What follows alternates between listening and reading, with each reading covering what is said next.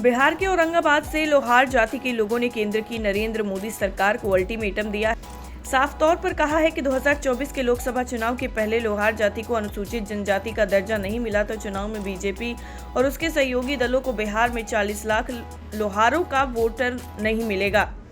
ये वोट विरोधी गठबंधन को जा सकता है। ये अल्टीमेटम लोहारों ने बुधवार को औरंगाबाद के देव में बिहार लोहार अनुसूचित जनजाति जागृति मंच के बैनर तले दिया। आपको बता दें, समापन समारोह में मुख्य अतिथि मंच के मगध प्रमंडल अध्यक्ष उमेश विश्वकर्मा ने कहा कि लोहार समाज ने अनुसूचित जनजाति का दर्जा पाने के लिए लंबी लड़ाई लड़ी है। इसके बाद बिहार सरकार ने 2016 में लोहार जाति को अत्यंत पिछड़ा वर्ग की श्रेणी से हटाकर अनुसूचित जनजाति का दर्जा दिया था। हमारी जाति को मिला अनुसूचित जनजाति का दर्जा कुछ जातियों को खटकने लगा। इस कारण एक साजिश के तहत बिहार सरकार के फैसले को सुप्रीम कोर्ट में चुनौती दी गई थी। सर्वोच्च न्यायालय ने 21 फरवरी 2022 को अपने फैसले में राज्य सरकार के साल 2016 के आदेश को निरस्त कर दिया था।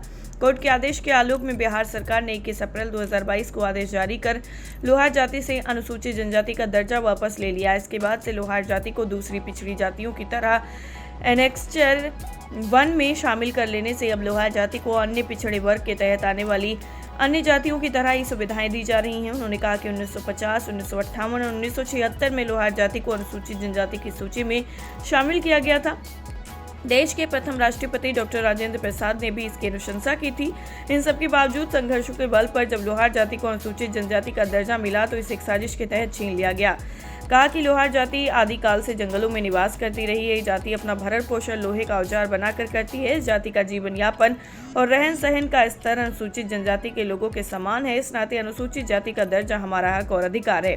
इस अधिकार के लिए लंबी लड़ाई लड़ने को हमारा समाज तैयार है। समाज ने राज्यव्यापी लोहार संवाद यात्रा से कर दिया है। आज इस यात्रा का समापन हम अपने समाज के आराध्य देव शिल्पी भगवान विश्वकर्मा द्वारा बनाई गई कारीगरी की आप कृति देव सूर्य मंदिर की धर्मस्थली देव में कर रहे हैं। हम इस यात्रा का समापन कर रहे हैं, लेकिन हमारे संघर्षों और आंदोलन का अभी समापन नहीं हुआ। ये अनावरत तब तक चलता रहेगा जब तक कि बिहार में लोहार जाति को अनुसूचित जाति का दर्जा दोबारा नहीं मिल जाता। गया के विष्णुपद की धरती से पूजा अर्चना करके पूरे बिहार भ्रमण करने के लिए जनसमाज देने के लिए निकले हैं, जो कि पूरे बिहार का दौरा करने के बाद आज औरंगाबाद के देव की धरती पर पहुंचे।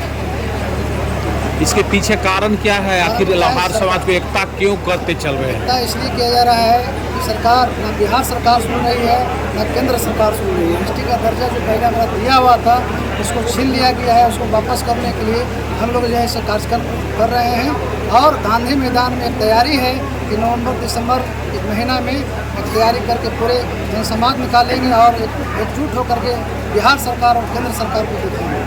एक चीज़ और जानना चाहेंगे, 2019 में चुनाव हुई थी लोकसभा की, और फिर जब 2024 में चुनाव आने वाला है और चुनाव के कुछ महीने पहले से ही ये आंदोलन चालू है, आखिर क्यों?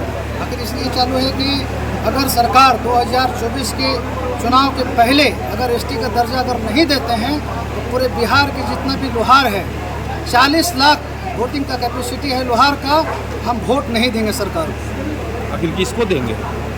उसके लिए फिर सोचेंगे जो हमको हमारे पीछे हमको जो मदद करेंगे उनको देंगे। क्या नोटा का प्रयोग करेंगे? क्या जी, क्या नोटा का प्रयोग करेंगे? इसका डिसीजन हम नहीं लिए, इसका डिसीजन नहीं लिए। हम संवाद दिए हैं, सरकार को भी दिए हैं, आवेदन भी दिए हैं, और जो हम आगाज गांधी मैदान में देने जा रहे हैं उस आवाज़ को अगर गांधी मैदान में सरकार अगर नहीं सुनती है तो उसके बाद हम निर्णय लेंगे। वोट देना तो जनसिद्ध अधिकार है जी, वोट देना तो जनसिद्ध अधिकार है। अधिकार तो है, कहीं न कहीं तो करेंगे, लेकिन पहले सरकार को आगाह करेंगे।